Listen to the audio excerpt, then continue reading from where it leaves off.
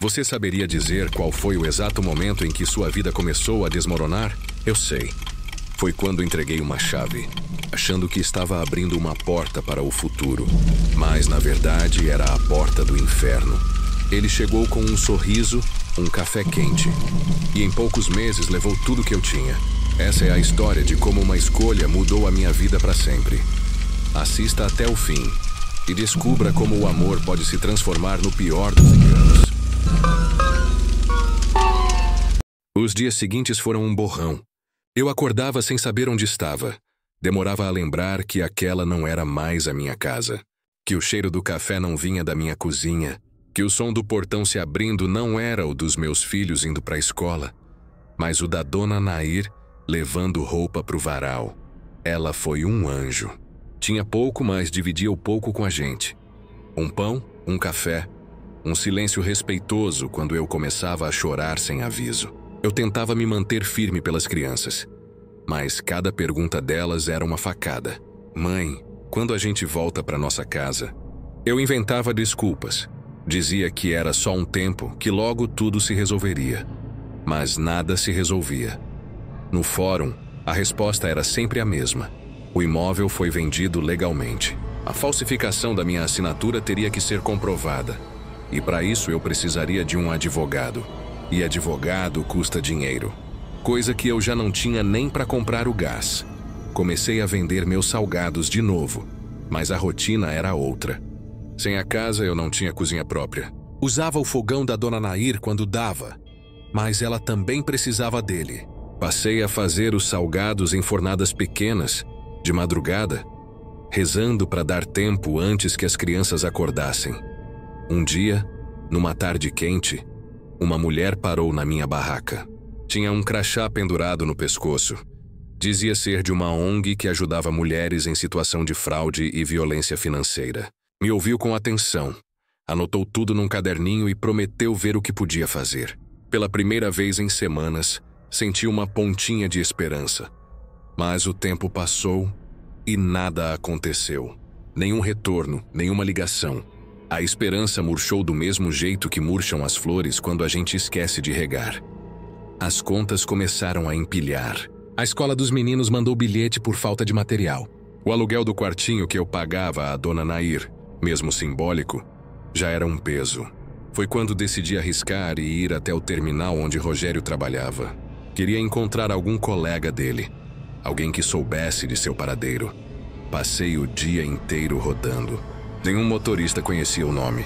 Até que um rapaz novo, com sotaque do interior, me puxou de canto. Olha, moça, esse Rogério aí, ele já usou outro nome. Acho que é o mesmo sujeito que enganou uma mulher lá de Minas. Mesma história, empréstimo, casa de garantia. Depois sumiu. Dizem que anda pelo sul agora. Senti o chão balançar. Não era só comigo. Ele fazia isso com outras mulheres. Voltei para casa com a cabeça fervendo. Raiva, vergonha, medo, tudo misturado. Fiquei noites sem dormir, pensando no que fazer. Eu queria justiça. Queria gritar o nome dele para quem quisesse ouvir. Avisar outras mulheres para não caírem na mesma armadilha. Mas, no fundo, eu só queria minha vida de volta. Foi então que dona Nair me chamou para conversar. Disse que o genro dela trabalhava num restaurante e que estavam precisando de alguém para ajudar na cozinha. Era pouco, mas era uma chance. Aceitei na hora.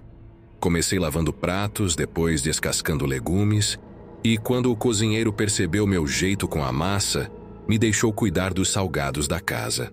Em pouco tempo, os clientes vinham pedindo as coxinhas da Marina. Foi a primeira vez em muito tempo que ouvi alguém falar meu nome com carinho.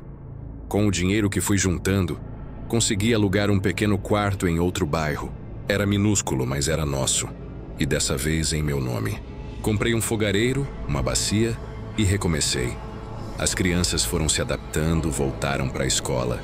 O mais velho, o Caio, começou a me ajudar a vender no fim de semana. O sorriso dele me lembrava o porquê de eu não ter desistido. Mesmo assim, às vezes eu acordava no meio da noite com o coração acelerado. Sonhava com Rogério batendo na porta, pedindo desculpas, dizendo que tudo foi um mal-entendido. Acordava suando, e a realidade vinha como um soco. Ele nunca mais ia voltar. um dia, mexendo nas minhas coisas, encontrei um papel dobrado. Era uma das cópias antigas da escritura da casa, amarelada com o nome da minha mãe.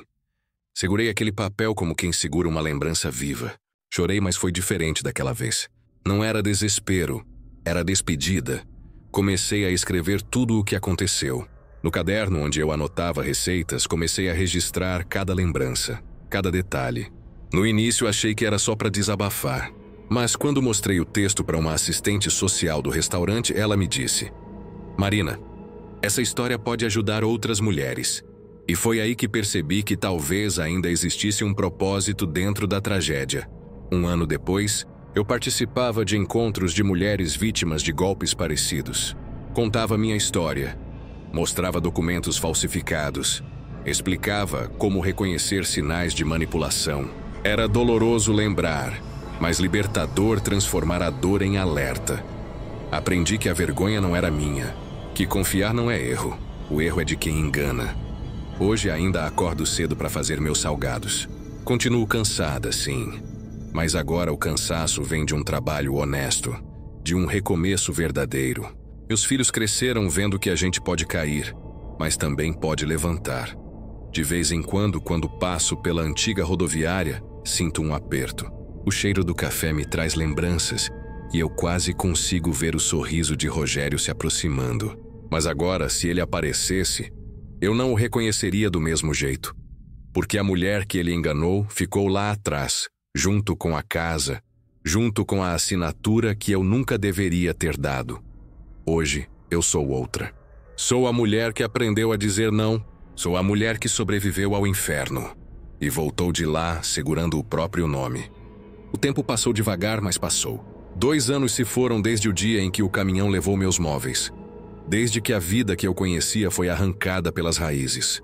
Aprendi a viver com menos. Aprendi que o medo diminui quando a gente olha para ele de frente. Eu estava mais forte. Tinha conseguido alugar um ponto pequeno no centro, onde vendia meus salgados com um nome que escolhi de propósito: Casa da Esperança. Era simples, mas cheio de cheiro bom e risadas de clientes fiéis. Meus filhos cresciam saudáveis e eu, pela primeira vez, me sentia dona do próprio destino. Mas o passado, por mais enterrado que esteja, às vezes resolve bater na porta. Era uma tarde comum. O movimento estava tranquilo e eu organizava as bandejas de empadas quando ouvi uma voz atrás de mim. Uma voz que fez meu corpo inteiro congelar. Marina? Demorei 1 segundo para virar, mas quando virei, lá estava ele, Rogério. O mesmo sorriso calmo, o mesmo olhar falso. O cabelo um pouco mais grisalho, a pele mais marcada, mas o mesmo homem que destruiu minha vida. O tempo parou. Tudo voltou de uma vez. O café quente, a promessa do negócio, o papel com minha assinatura falsificada, o inferno inteiro diante de mim. Ele deu um passo para frente. Eu sabia que era você. Vi o nome na placa. Casa da Esperança. Bonito. Sorriu como se nada tivesse acontecido. Você tá bem. Fico feliz, feliz. A palavra me atravessou como lâmina. O que você quer aqui, Rogério? Perguntei com a voz mais firme do que eu esperava. Ele ergueu as mãos, fingindo calma. Calma, Marina. Eu só vim conversar. Eu errei, tá? Muita coisa deu errado pra mim também. Aquele empréstimo não era golpe, eu juro. Só que as coisas fugiram do controle, E você roubou a casa dos meus filhos. Interrompi. Fugiu e me deixou na rua.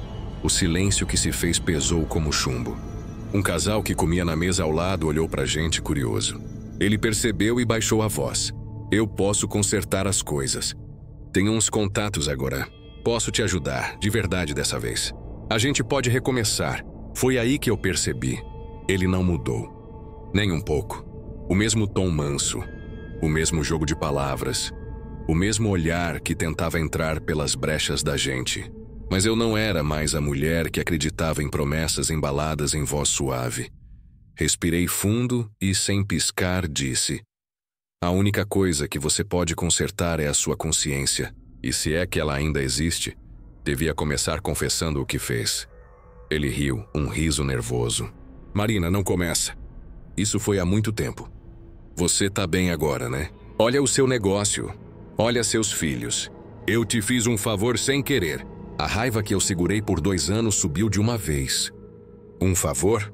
Você me deixou dormir com meus filhos no chão, Rogério. Me fez mendigar ajuda. Me tirou tudo. Minha voz falhou no fim, mas eu não parei. E o pior de tudo é que você deve ter feito isso com outras mulheres também. Por um instante, vi o sorriso dele vacilar. Começou, mas foi interrompido pelo som do sino da porta. Entraram 2 mulheres. Uma delas eu reconheci, Silvia, do grupo de apoio. Quando me viu, acenou. E quando olhou para Rogério, ficou pálida. Marina, é ele. É o homem da foto que te mostrei. Foi ele que enganou minha cunhada lá em Minas. Rogério empalideceu de vez. Silvia pegou o celular. Já chamei a polícia. Eles estão vindo. Ele tentou correr. Eu me coloquei na frente da porta. Minhas pernas tremiam, mas eu não me movi. Acabou, Rogério. Falei olhando nos olhos dele.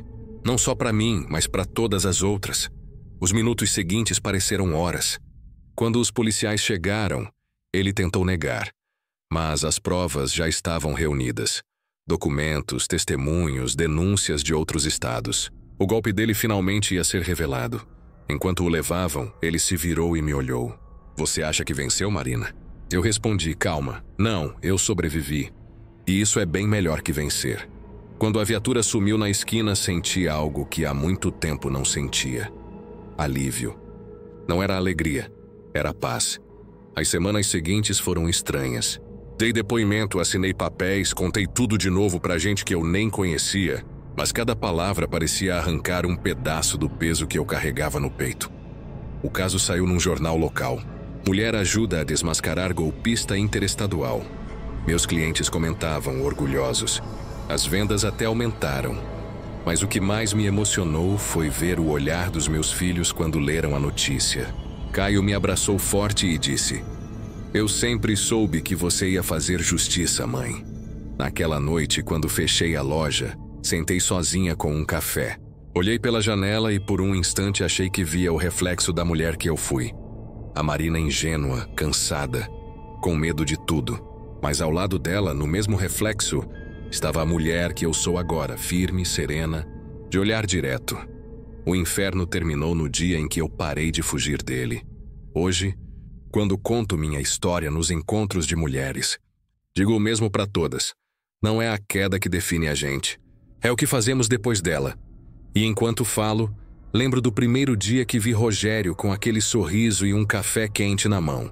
Mas agora eu sorrio de volta. Não de amor nem de raiva, e sim de quem aprendeu a diferença entre promessa e armadilha.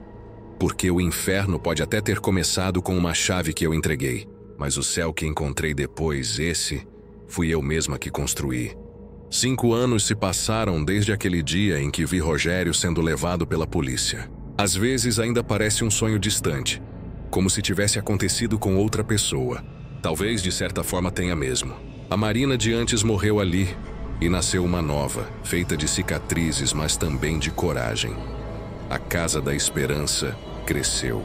Hoje não é mais só uma lanchonete. É um espaço que acolhe mulheres, oferece cursos de culinária, oficinas de empreendedorismo e, acima de tudo, escuta. Gente machucada precisa ser ouvida antes de ser curada. Eu aprendi isso na pele. Todo dia, quando chego de manhã e abro as portas, sinto aquele mesmo cheiro de café fresco e massa fritando. Só que agora, o aroma vem acompanhado de riso, de movimento, de vida. Tem cartazes coloridos nas paredes, frases que escolhi com cuidado. Quem sobrevive ao inferno aprende a acender luz. Meu filho mais velho, Caio, agora tem 17 anos. Faz o curso técnico de administração e me ajuda com as contas da loja. É ele quem organiza os eventos e me ensina a mexer nas redes sociais. Vive dizendo que eu sou influencer de esperança. A mais nova, Lara, ajuda na cozinha. Tem um dom para temperos que me lembra minha mãe. Às vezes, quando vejo os dois juntos, sinto um orgulho que quase dói. As marcas do passado ainda existem, claro. Não dá para apagar o que aconteceu. Mas o tempo tratou de transformar dor em combustível. Certo dia, recebi uma carta. Veio do presídio onde Rogério estava cumprindo pena. A caligrafia era dele. O mesmo traço firme que um dia falsificou meu nome. Abri com as mãos trêmulas. Ele dizia que estava arrependido, que pensava em mim todos os dias, que o remorso era pior do que qualquer cela. No final escreveu: se algum dia eu sair daqui, quero te pedir perdão olhando nos olhos. Fechei o envelope e deixei sobre o balcão. Não chorei, não rasguei, só respirei fundo e pensei: o perdão não é um presente para quem machucou. É a liberdade de quem sobreviveu. Nunca respondi.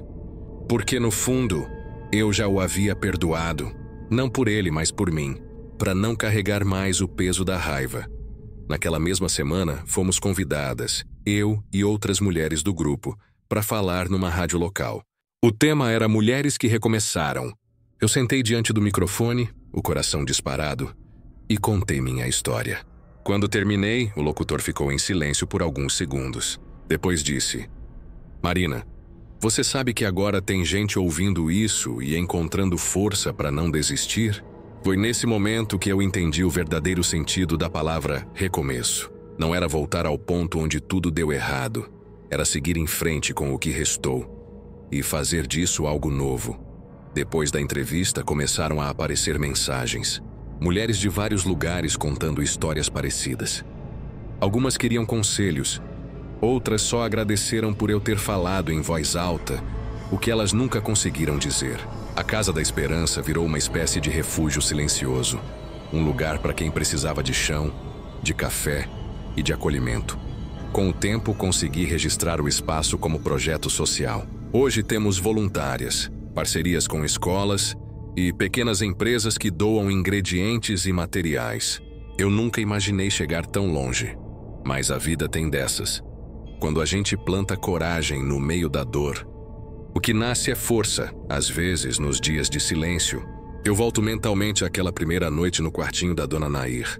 Eu, encolhida no chão com meus filhos dormindo agarrados em mim. Lembro do medo, do frio, da sensação de fim. E é incrível pensar que aquele foi na verdade o começo de tudo. A dona Nair ainda está viva. Velhinha de passos lentos e olhar doce. Sempre que pode, aparece na loja e senta perto da janela. Fica observando o movimento, as mulheres rindo, as crianças correndo entre as mesas. Um dia ela me disse: eu sabia que você ia transformar sua dor em força, menina. Tem gente que afunda no sofrimento, mas você construiu degrau por degrau. Abracei ela e chorei. Chorei de gratidão. Numa tarde qualquer, depois de fechar a loja, sentei sozinha na calçada. O sol se punha devagar, tingindo o céu de laranja. Peguei o caderno antigo onde tudo começou. Aquele em que eu escrevia receitas e depois desabafos. As páginas estavam amareladas, algumas borradas pelas lágrimas de outros tempos. Li o primeiro texto. O inferno não chega com gritos. Ele chega com um sorriso e um café quente. Sorri. Fechei o caderno e olhei para o céu. Hoje sei que o inferno não foi o fim. Foi o fogo que moldou o aço dentro de mim. Minhas cicatrizes não são vergonha. São mapas do caminho que percorri. E cada mulher que passa pela Casa da Esperança carrega um pedaço da minha história e deixa um pedaço da dela comigo. A vida nunca mais foi fácil, mas é leve, porque agora eu sei o que carrego e, principalmente, o que deixei para trás. Quando perguntam se eu voltaria no tempo para mudar o que aconteceu, eu penso e respondo: não, porque se eu apagasse a dor, apagaria também a mulher que aprendeu a renascer dela. O passado foi a semente. O presente é o fruto. E quando fecho as portas da loja todas as noites, antes de apagar as luzes, sempre digo a mesma coisa em voz baixa, como uma oração particular. Obrigada, mãe, pela casa que perdi, porque foi ela que me ensinou a construir meu próprio lar, dentro de mim. E então desligo as luzes, respiro fundo e volto para casa. Não a casa de tijolos e laje, mas a casa de amor, de força e de paz. A casa que ninguém nunca mais vai me tirar.